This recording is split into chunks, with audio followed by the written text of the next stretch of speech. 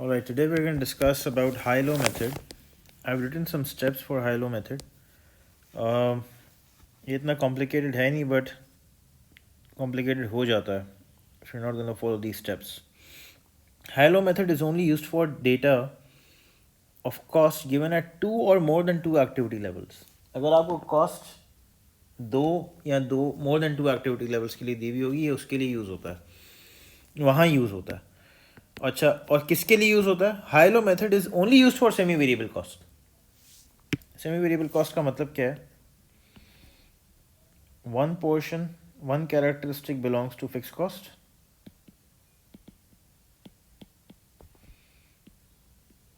and one characteristic belongs to variable cost.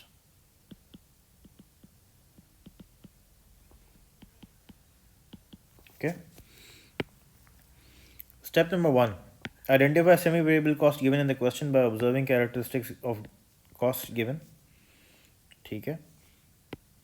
जैसे कि identify through total value of cost changing with the activity. This characteristic belongs to variable cost. यानी कि total value आपको change होती हुई नजर आ रही होगी. देखते हैं अभी क्वेश्चन में. Cost per unit decreasing as activity level increases. ये टेस्ट दोनों हम देखेंगे अभी. This characteristic belongs to fix cost.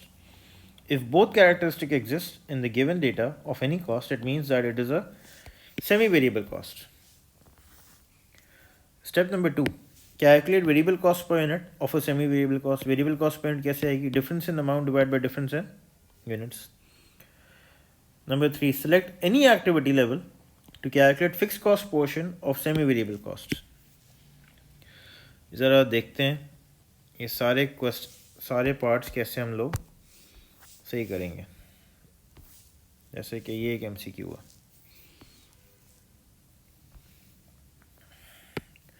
A company has total production cost of $6,000 to make 10,000 units and $13,000 to make 24,000 units.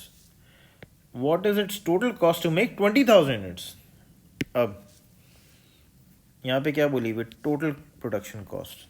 यहीं से पता चल गया है कि ये कौन सी कॉस्ट है. टोटल प्रोडक्शन कॉस्ट का मतलब क्या है? Variable cost plus fix cost दोनों शामिल हैं इसमें. हम डायरेक्टली आइडेंटिफिकेशन से जंप कर जाएंगे स्टेप नंबर 2 पे. वेरिएबल कॉस्ट पर यूनिट कैसे आएगी?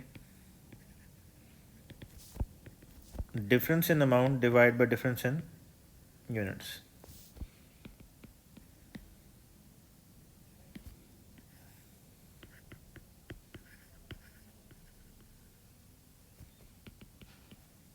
ये मैंने स्टेप्स में लिखवाया हुआ है.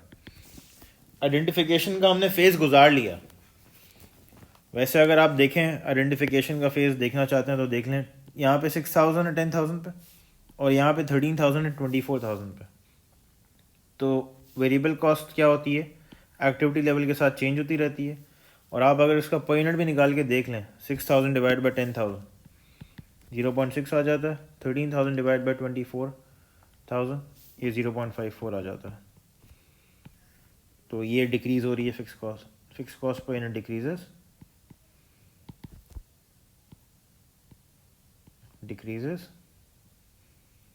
और total variable cost total value change हो रही है. तो इसमें एक पोर्शन वेरिएबल का भी और एक कैरेक्टरिस्टिक फिक्स का भी है. Coming back to the calculation again. 13,000 amount है माइनस 6,000. इसलिए हाई लो मेथड कहते हैं. हायर अमाउंट पहले लिखते हैं, लोअर पहले लिखते हैं. किसी को लोअर पहले लिखना है तो वो माइनस माइनस कैंसिल ऑफ हो जाएगा. 24,000 माइनस 10,000.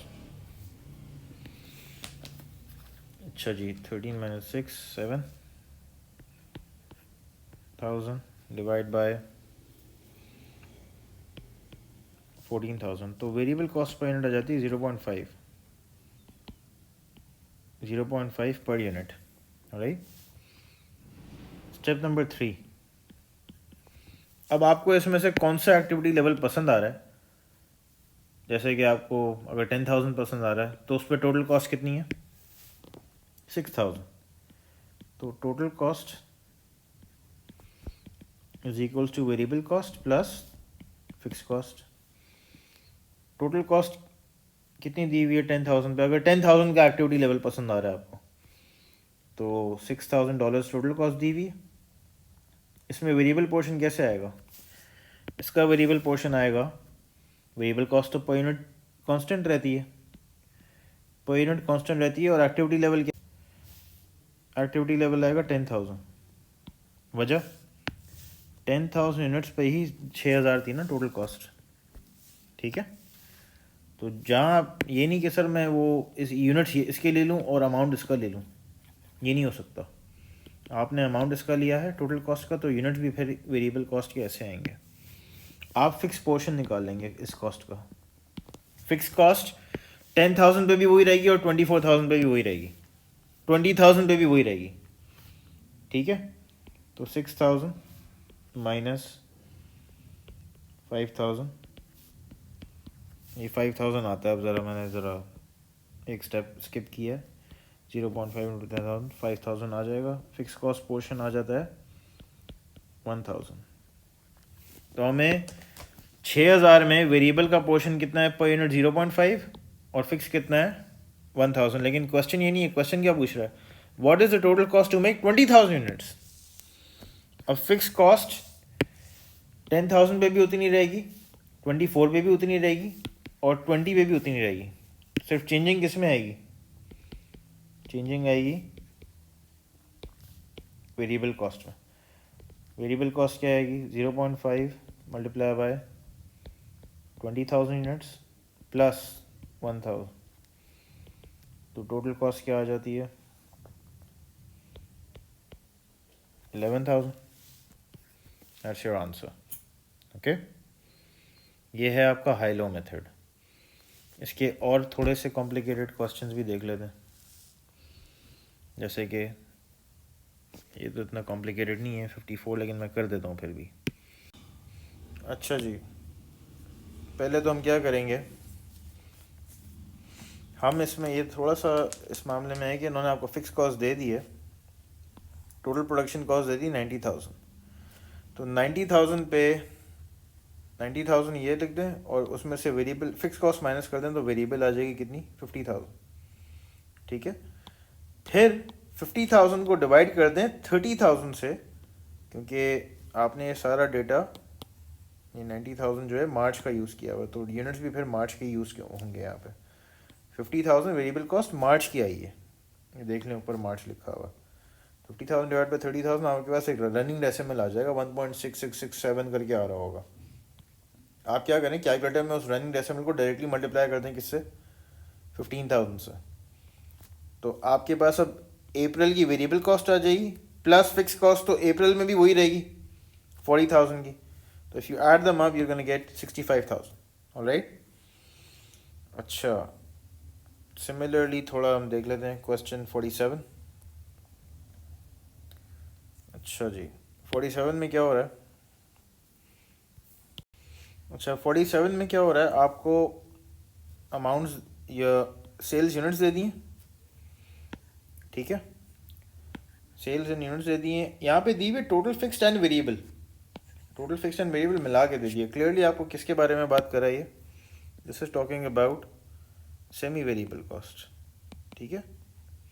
ये एक मसला था जो हमने शुरू में ही मैंने कहा था, आइडेंटिफाई करने के दो तरीके हैं, लेकिन एग्जामिनर इतना उस डिटेल में नहीं पढ़ा अभी तक। आप देख ही रहे हैं क्वेश्चंस के लेवल से कि उसने आपसे कैरेक्टरिस्टिक नहीं पूछी है कि वेरिएबल कौन सी और फिक्स कौन सी है, बताओ। अच्छा, वेरिएबल निकाल लेंगे कैसे?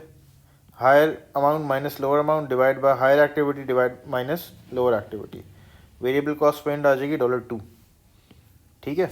फिर आप अपनी पसंद का एक्टिविटी लेवल सेलेक्ट कर लेंगे। आपको पसंद आ रहा है, अगर लेट्स अस्यूम पिछले केस में हमने लिया था हायर, अब लोअर ले लेते हैं।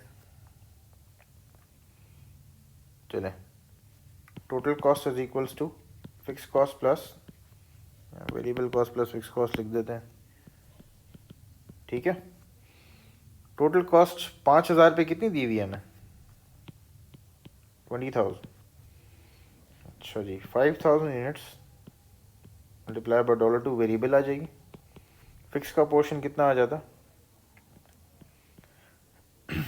फिक्स कॉस्ट आ जाती है 10,000। अब ज़रा ये थोड़ी मैथ कर लीजिएगा ये, ठीक है ना। 20,000 माइनस 10,000 हो जाएगा, तो फिक्स कॉस्ट 10,000 आ जाती है। लेकिन क्वेश्चन ये नहीं पूछ रहा, question is asking what is the forecast profit if sales were 7,000। तो आपको यहाँ पे सेलिंग प्राइस भी निकालनी पड़ेगी। कैसे? 35,000 सेल्स रेवेन्यू है, डिवाइड बाय 5,000 कर देंगे तो आपके पास सेलिंग प्राइस आ जाती है 7। अच्छा, यहाँ से भी कर ले तो फिर भी 7 ही आता, ठीक है ना। देखते हैं आगे। 7,000 यूनिट्स पे आप प्रॉफिट स्टेटमेंट बना लें। 7 मल्टीप्लाई बाय 7,000 तो सेल्स आ जाएंगी। लिख देता हूँ मैं 7,000 मल्टीप्लाई बाय 7। सेलिंग प्राइस तो कांस्टेंट रहती है। सिमिलरली फॉर वेरिएबल कॉस्ट भी क्या रहती है? Constant. Variable cost per unit कितनी आई थी? वेरिएबल कॉस्ट पर यूनिट कितनी आई थी? $2। तो $2 मल्टीप्लाई बाय 7,000 करेंगे, वेरिएबल कॉस्ट आ जाएगी। तो कंट्रीब्यूशन कितना आ जाता है? 35,000। इसमें से फिक्स कॉस्ट माइनस कर देंगे 10,000। फिक्स कॉस्ट तो किसी भी एक्टिविटी, जीरो एक्टिविटी लेवल पे भी 10,000 रहेगी। तो नेट प्रॉफिट कितना आ जाता है? 25,000। ठीक है जी। अब देख लेते हैं क्वेश्चन 45। बड़ा स्ट्रेट फॉरवर्ड है। ओवरहेड्स दे दिए हैं और यहाँ पर नंबर ऑफ लेबर आवर्स दे दिए हैं। फिर कह रहा है द वेरिएबल ओवरहेड रेट पर direct labour our was 5। What was the monthly fixed overhead cost? अच्छा, इसने ये भी काम करके दे दिया आपको, जो मुश्किल काम है। Difference in amount divide bye difference in activity. यहाँ पे एक्टिविटी लेबर आवर्स हैं, यूनिट्स नहीं लिए यहाँ पे। तो $5 करके दे दिया इसने आपको। सिंपली करना क्या था, कोई भी एक्टिविटी लेवल अपनी पसंद का सेलेक्ट कर लें। लोअर एक्टिविटी पसंद आ रहा है तो ये ले लें। 68,000 को मल्टीप्लाई कर दें 5 से तो वेरिएबल कॉस्ट आ जाएगी। और 68,000 पे ओवरहेड टोटल कितना है? 986,000। तो आपके पास फिक्स पोर्शन आ जाएगा 646,000 का। फिक्स कॉस्ट पूछ रहा था आपसे वो, ठीक है। लास्ट क्वेश्चन देख लेते हैं। वो थोड़ा सा इसमें स्टेप कॉस्ट का भी फ्लेवर आ जाएगा, तो बड़ा स्ट्रेट फॉरवर्ड है। A company discovers the following information in respect to of its carriage cost, total cost और units carried लिख दिया।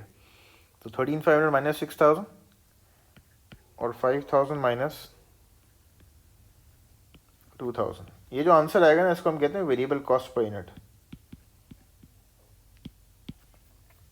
ठीक है। 7,500 divide by 3,000।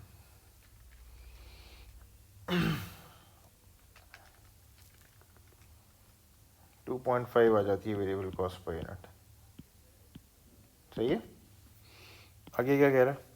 It has been advised by the carrier that when more than 5,000 units are carried the cost will increase the fix charge by a further 2,000। What will be the cost to carry 6,000 units? अच्छा जी, पहले तो 6,000 units पे हम काम कर लेते हैं ना। फिक्स पोर्शन निकाल लेते हैं। 2.5 आ गया, पहले वेरिएबल पोर्शन आ गया, अब फिक्स पोर्शन निकाल लेते हैं। अब आपको अगर हायर लेवल पसंद आ रहा है तो हायर लेवल देख लेते हैं। Total cost variable cost plus fix cost. 5,000 पे कितनी है टोटल कॉस्ट? 13,500।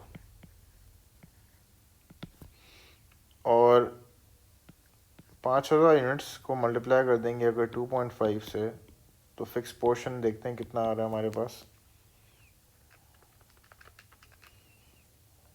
1,000 फिक्स कॉस्ट आ गई, ठीक है। अब हमारे पास अच्छा खासा सामान आ गया ढूंढने के लिए। 6,000 यूनिट्स पे वेरिएबल कॉस्ट कैसे आएगी? 6,000 units multiply by 2.5, variable cost आ गई, वो आ गई 15,000। फिक्स कॉस्ट तो वही रहेगी विच इज़ 1,000, ठीक है। और स्टेप्ड कॉस्ट कितनी आएगी? ये अच्छा क्वेश्चन है। वो बोल रहा है कि 5,000 यूनिट से ज़्यादा बनाएंगे तो फिक्स चार्ज कितने से बढ़ जाएगा? फर्दर 2,000। तो यहाँ पे हमने 5,000 से ज़्यादा यूनिट्स बना लिए,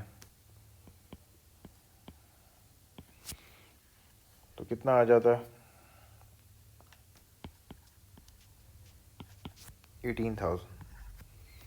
ठीक है जी, ये आपका हाई लो मेथड है। Thank you.